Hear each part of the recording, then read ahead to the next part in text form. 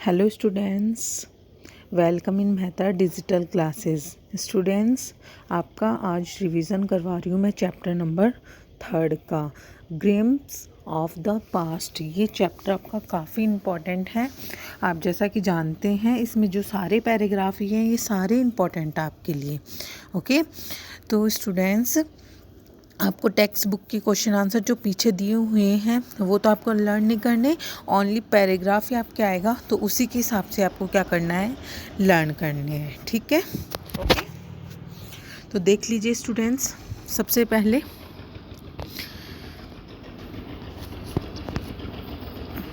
First paragraph के question answer. Question number first देखिए। सबसे पहले क्वेश्चन नंबर फर्स्ट में क्या पूछा है, क्वेश्चन नंबर फर्स्ट में पूछा है where was the picture taken from. ये पिक्चर कहाँ से ली गई है। फर्स्ट जो आपका पैसेज है उसमें कुछ ये पिक्चर दी हुई है। ये पिक्चर कहाँ से ली हुई है, ये पिक्चर कहाँ से ली हुई है, इसके बारे में पूछा है कि ये पिक्चर कहाँ से ली हुई है। तो आंसर देखिए, इसका आंसर क्या है इसका, this picture was taken from a function in Delhi. ये एक दिल्ली में एक फंक्शन था, उस फंक्शन की पिक्चर है। Who is singing the song in the picture, कौन सिंग कर रहा है सॉन्ग इस पिक्चर में। तो Lata Mangeshkar the famous singer is singing the song in the picture. Okay, Lata Mangeshkar है वो इस पिक्चर में क्या गा रही है, गाना गा रही है। सेकेंड क्वेश्चन देखिए, सेकेंड क्वेश्चन क्या है, for whom was the song sung. ये सॉन्ग किसके लिए गा रही है, वो किसके लिए गा रही है। आंसर देखिए, द सॉन्ग वाज संग इन द मेमोरी ऑफ मार्टिरर्स। मार्टिरर्स का मतलब है जो कि देश के लिए जिन्होंने बलिदान दिया है उनको याद करने के लिए ये वो सॉन्ग गा रही है। क्वेश्चन नंबर 4 देखिए, find the word from the pictorial description which means natives। Natives का यहाँ पे क्या मतलब है, जो कि इस देश के रहने वाले निवासी, तो क्या बोलते हैं उससे, कंट्रीमैन। ओके, आपका जो फर्स्ट पैसेज था उसके मैंने क्वेश्चन आंसर आपको कंप्लीट करवा दिया। अब देखिए आप सेकंड पैसेज के क्वेश्चन आंसर, किसके, सेकंड पैसेज के, जो कि देखो आपको ये दिया हुआ है। इसके क्वेश्चन आंसर देखिए। अब ये थे आपके पेज नंबर 222। अब देखिए पेज नंबर 223 पे। ठीक है, तो देखिए फर्स्ट क्वेश्चन क्या है। फर्स्ट क्वेश्चन देखिए ध्यान से, what things were helpful to the British company in extending its power in India. कि ब्रिटिश कंपनी के पास व्हाट थिंग वर हेल्पफुल, यानी कि कौन सी चीज़ें सहायता करती थी ब्रिटिश कंपनी को, तो वो हम पे पावर चलाते थे। तो कौन कौन सी चीज़ें, देखिए आंसर देखिए, उनके पास हथियार वगैरह थे ना। तो आंसर देखिए, the superior weapons on the Britishers and revolvers among Indian princes were helpful to the British company in extending its power in India. Okay, कि उनके पास बहुत अच्छे क्या थे, हथियार थे, रिवॉल्वर्स थी, और अपने राजाओं से उन्होंने रिवॉल्वर्स अच्छे ले ली थी, इसलिए वो ज़्यादा पावरफुल बन गए थे, हमारे ऊपर बहुत ही ज़्यादा हावी हो गए थे। अब आंसर देखिए, answer second, question number second, sorry. What kind of Indian princes were date in 18th century India. कि किस तरीके के थे 18th सेंचुरी में इंडिया के राजा। देखिए, द इंडियन प्रिंसेस, आंसर देखिए, the Indian princes in 18th century were short slagged थे। ओके, क्वेश्चन नंबर सेकेंड देखिए, हु वाज टीपू सुल्तान। टीपू सुल्तान कौन था। Did he accept the English power over himself. उसने इंग्लिश पावर को, यानी अंग्रेजों की जो शक्ति है उसको कैसे एक्सेप्ट कर लिया था। तो देखिए आंसर देखिए यहाँ से इसका, Tipu Sultan was the ruler of Mysore. Tipu Sultan ruler था मैसूर का।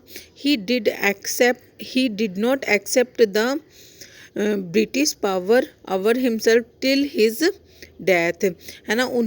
उन्होंने मतलब कि कब तक ब्रिटिश पावर एक्सेप्ट नहीं किया था, जब तक उनकी मृत्यु ना हो गई हो, जब तक उसने एक्सेप्ट नहीं किया था। सेकेंड में देखिए बी वाला, find the word from the pictorial description which mean victorious. Victorious का मतलब क्या है, जीत, तो क्या है, कॉन्टेस्ट, ठीक है, कॉन्टेस्ट है इसका मतलब, यानी एक तरह की जीतना।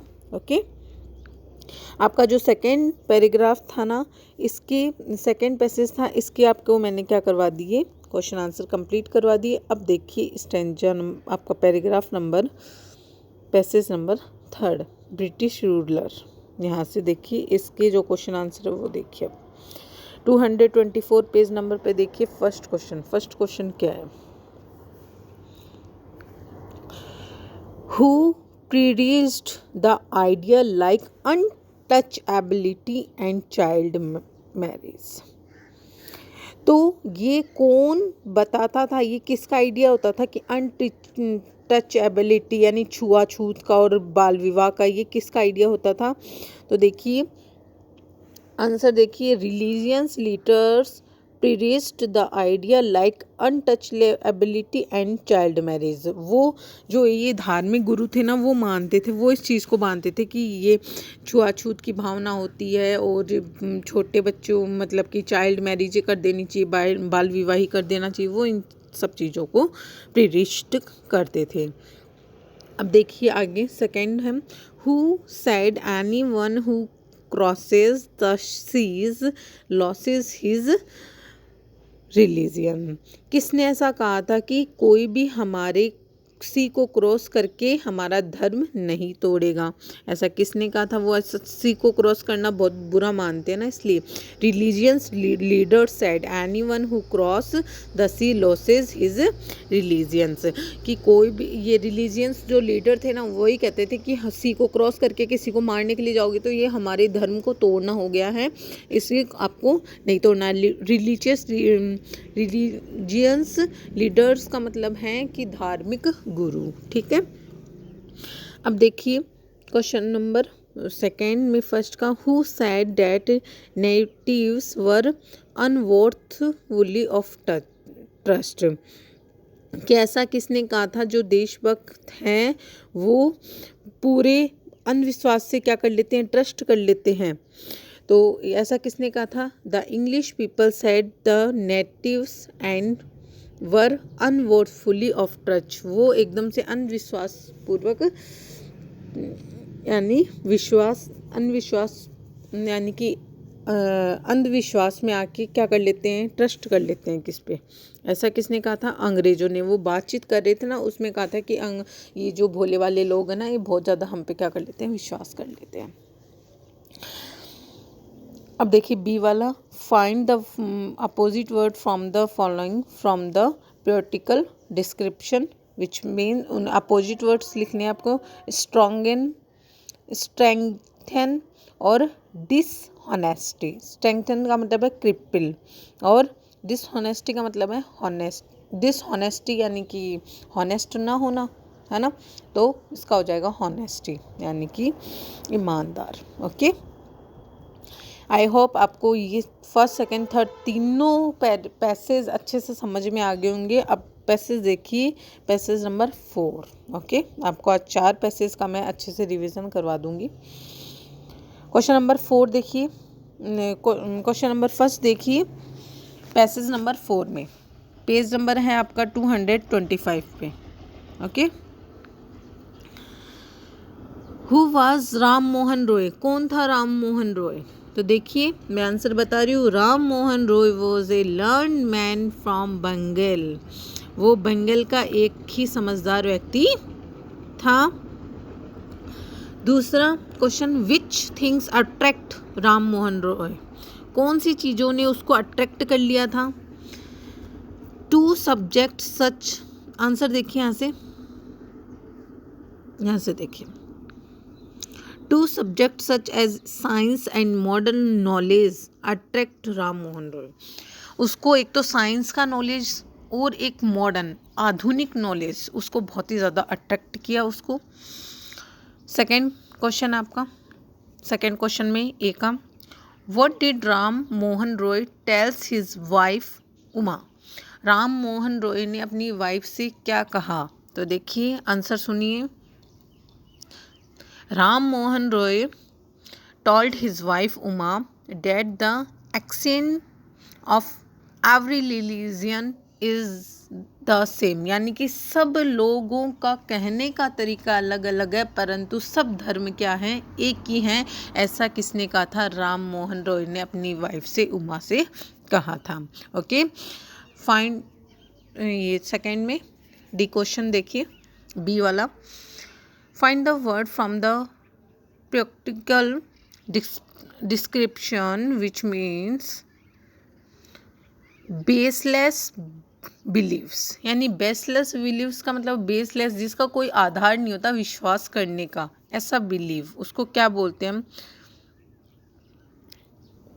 क्या बोलते हैं, सुपीरियर टेंसेस, है ना। मतलब कि किसी चीज़ पे विश्वास नहीं, मतलब कि उसका कोई बेस नहीं है, कोई किसी और भी हो जाना, ऐसा वहाँ के राजाओं के लिए यूज़ किया गया था ये, ठीक है। ओके आई होप आपको ये चारों पैसेज अच्छे से समझ में आ गए हों, तो आप इनके जो क्वेश्चन आंसर है वो बहुत ही अच्छे से आप लर्न करेंगे। Okay thank you.